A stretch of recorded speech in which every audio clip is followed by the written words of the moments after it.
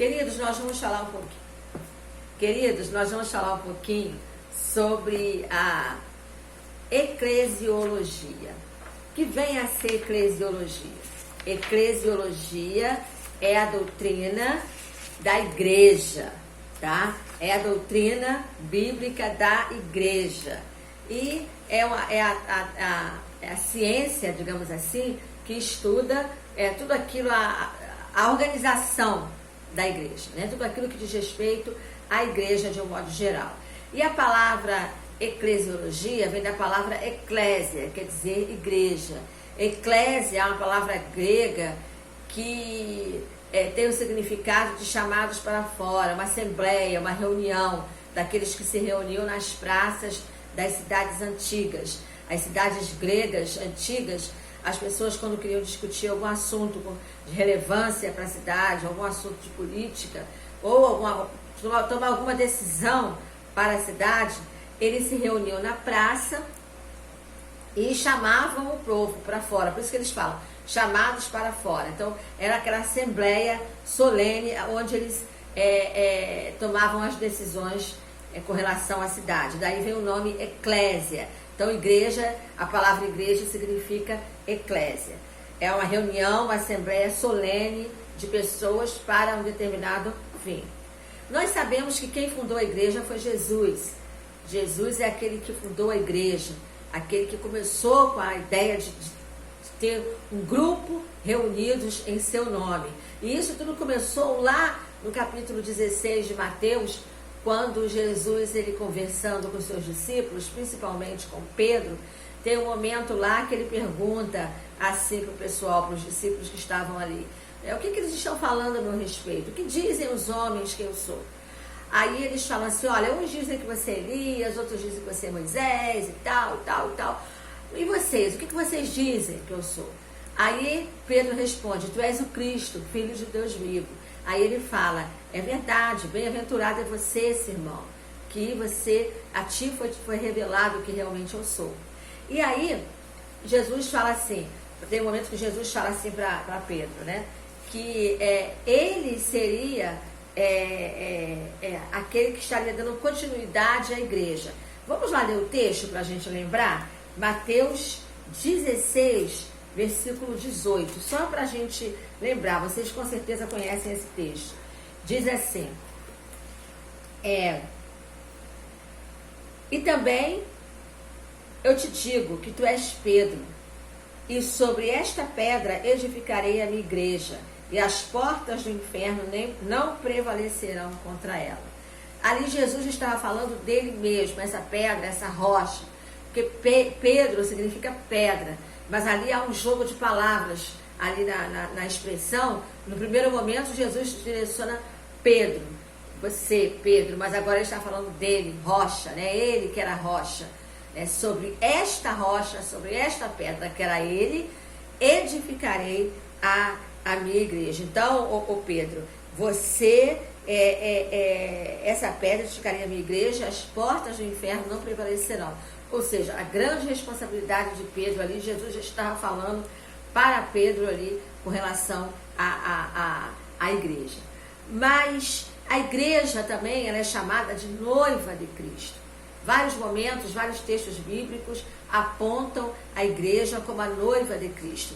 O próprio livro lá, o próprio apóstolo Paulo, lá em Efésios, ele fala sobre isso, que os maridos devem amar as suas mulheres, assim como Cristo ama a igreja, comparando a igreja como a noiva.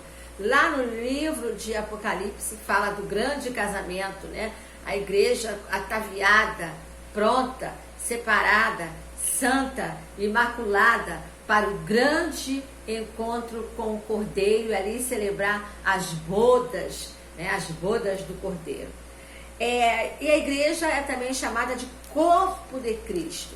Como eu falei antes, o livro de Efésios, ele fala sobre isso. O apóstolo Paulo, ele lembra que a igreja é o corpo de Cristo e nós, os seus membros, em particular. Né? Nós, os seus membros, em particular. E lá no livro de Romanos, quando o apóstolo Paulo ele fala sobre a questão dos dons, ele fala também que a igreja é o corpo, que cada um tem o seu dom, e a igreja funciona como corpo, e Cristo é o cabeça desse corpo. Então, Cristo é o cabeça da igreja. E quando nós falamos de eclesiologia, nós temos que lembrar também da igreja enquanto organização. A igreja enquanto organização, ela tem duas ordenanças que Jesus deixou. A ceia do Senhor, o memorial, né? A ceia que Jesus deixou, fazer isso em memória de mim, e o batismo. Essas duas ordenanças que Jesus deixou para a igreja. A igreja enquanto corpo de Cristo, a igreja enquanto organização, ela deve celebrar a ceia do Senhor e ela deve batizar. Essas são as duas ordenanças que vocês também, com certeza, vocês já sabem muito bem, né? Quais são os oficiais da igreja? Os diáconos são os oficiais da igreja. Tem a liderança da igreja, que são os líderes, o pastor, que é chamado às vezes de bispo, né? Mas ele é o líder da igreja, e tem lá a ajuda dos diáconos, que os diáconos eles estão ali para servir a mesa do pastor e amparar os órfãos e as viúvas nas suas necessidades. Então, falando da igreja, é mais ou menos isso. E a igreja, ela tem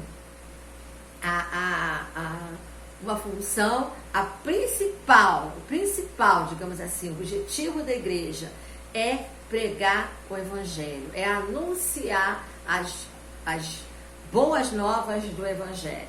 A igreja, ela precisa viver o evangelho na sua prática, no seu dia a dia. Tá bom, pessoal? Então, isso é eclesiologia. Mas eu gostaria de estar falando também com vocês, nós estamos encerrando a nossa apostila azul, falando um pouquinho sobre escatologia. Escatologia é a doutrina bíblica que nós chamamos das últimas coisas, ou a doutrina bíblica que fala sobre a eternidade, né? Quando nós falamos assim, esse é um tema escatológico, é um tema para a eternidade, é um tema que fala sobre as últimas coisas. Quando nós falamos sobre as últimas coisas, não tem como nós não falarmos o quê? Sobre um tema que tem muita gente que não gosta de falar, mas o crente em Jesus precisa tocar nesse assunto, que é a morte, né? Sobre a morte. E quando nós falamos da morte, nós lembramos lá de Romanos, capítulo 8, do versículo 35 em diante, que diz assim: quem nos separará do amor de Cristo? A tribulação, ou a angústia, ou a perseguição, ou a fome, ou a nudez, ou o perigo, ou a espada? Como está escrito, por amor de ti somos entregues à morte todo dia. Somos repudiados como ovelhas para o matadouro. Mas em todas essas coisas somos mais do que vencedores por aquele que nos amou. Somos entregues à morte todo dia, mas somos mais do que vencedores por aquele que nos amou. Então, a morte é um fato. Se Jesus não voltar antes, todos nós vamos passar pela morte. Ninguém vai ficar para semente. Ninguém. Por mais idade que a pessoa tenha, uma hora a morte chega para aquela pessoa. Isso é um fato. E nós não podemos esquecer disso. E depois da morte, o que acontece? Segue-se o juízo. A palavra de Deus nos diz lá no livro de Hebreus, que fala o quê? Após a morte, segue-se o juízo. Aqueles que morreram com Jesus em seu coração, já sabe que o seu destino é o céu de glória. Aqueles que morreram sem Jesus no seu coração, que negaram a Jesus, já sabe que o inferno é o seu fim. Ponto final. Céu e inferno, não tem outro caminho. Com Jesus, sem Jesus, não tem outro caminho. Isso é escatologia. Mas quando nós falamos de escatologia, nós não temos como deixar de falar sobre a volta de Jesus, né? A volta de Jesus. E o apóstolo Pedro, ele nos orienta aqui, ele fala algumas coisas assim interessantes que eu gostaria de deixar com vocês aqui. Lá em 1 Pedro, capítulo 3, versículo 3 ao 10, 2 Pedro, né? 2 Pedro, capítulo 3, versículo 3 ao 10. Ele vem falando sobre isso. Ele vem falando: sabendo isso, que nos últimos dias virão escarnecedores, andando segundo as suas próprias concupiscências, dizendo: onde está a promessa da sua vinda? Porque desde que os pais dormiram, todas as coisas permanecem como desde o princípio da criação. Aí lá no versículo 9, o Senhor não retarda a sua promessa, ainda que alguns a tenham por tardia, mas é longânimo para conosco, não querendo que alguns se percam, senão que todos venham a arrepender-se. Versículo 10. Mas o dia do Senhor virá como ladrão à noite, no qual os céus passarão com grande estrondo, e os elementos ardendo se deixarão, e a terra e as obras que nela há se queimarão. Há uma promessa, que tudo isso que está aqui, um dia vai acabar. Um dia, tudo isso que está aqui está reservado para o fogo. Não tem jeito, Jesus vai voltar. Essa promessa, ela vai se cumprir.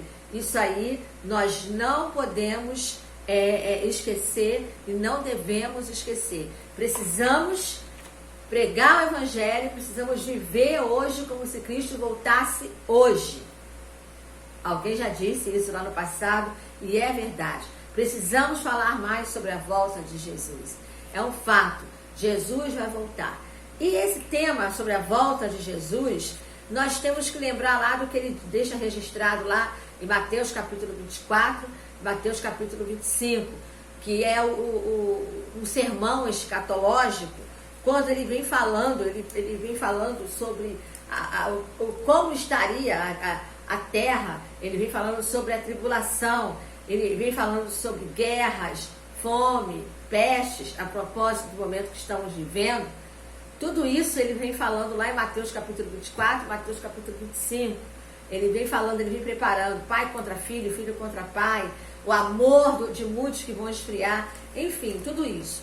E a Bíblia, ela nos deixa algumas dicas sobre a volta de Jesus, e existem 3 teorias sobre a volta de Jesus. Não é? Não sobre a volta de Jesus, mas sobre a grande tribulação, porque todos creem que Jesus vai voltar, isso aí é fato. Mas existem 3 teorias sobre a tribulação, ou a grande tribulação. A teoria é amilenista, o ponto de vista amilenista, que é aquele que acredita que o milênio já é agora, e quando terminar Jesus já voltar. Temos o ponto de vista do pós-milenista, que é o milênio que virá gradualmente, à medida que o Evangelho for tornando o mundo cada vez melhor, e Jesus voltará depois do milênio, tá bom? E o ponto de vista pré-milenista, que é o milênio que virá repentinamente, e Jesus voltará antes desse milênio. É por aí. Ai, Maria, mas é complicado. É sim, é complicado, mas uma coisa é certa, Jesus já voltar. A palavra de Deus, ela vai se cumprir. Não tem outro jeito. Jesus já voltar. E quando nós falamos de escatologia, não tem como a gente não encerrar falando sobre a volta de Jesus, baseado lá em Apocalipse, capítulo 21, que diz assim: e vi um novo céu e uma nova terra, porque já o primeiro céu e a primeira terra passaram e o mar já não existe. E eu, João, vi a santa cidade, a nova Jerusalém, que de Deus descia do céu, preparada como uma esposa adornada para o seu marido. E ouvi uma grande voz do céu que dizia: eis aqui o tabernáculo de Deus que está com os homens. E o que estava sentado no trono disse: eis que faço novas todas as coisas. E disse-me: escreve, porque essas palavras são verdadeiras e fiéis. Versículo 7. Quem vencer dará todas as coisas, eu serei seu Deus, e ele será meu filho. Mas quanto aos covardes, e aos incrédulos, aos abomináveis, aos homicidas, aos fornicadores, feiticeiros, idólatras, e todos os mentirosos, A sua parte será no lago que arde com fogo e enxofre, o que é a segunda morte. Isso é escatologia, queridos. E assim a gente encerra essa parte aqui, tá bom? Fiquem com Deus e fiquem atentos lá a todas as informações que a gente vai deixar lá no grupo, tá bom? Beijo no coração, até a próxima.